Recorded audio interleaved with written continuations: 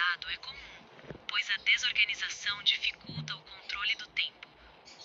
Esquecer compromissos acontece devido à distração. Usar lembretes ajuda a lembrar melhor. Interromper conversas é um erro frequente. Praticar a escuta ativa melhora a comunicação. Dificuldade de concentração no trabalho pode ser superada com pausas regulares e foco em uma tarefa por vez. Procrastinar tarefas é típico. Dividir as atividades em partes menores torna tudo mais.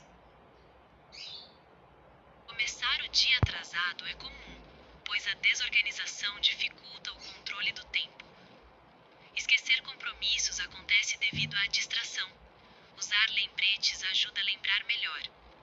Interromper conversas é um erro frequente. Praticar a escuta ativa melhora a comunicação. Dificuldade de concentração no trabalho pode ser superada com pausas regulares e foco em uma tarefa por vez. Procrastinar tarefas é típico. Dividir as atividades em partes menores torna tudo mais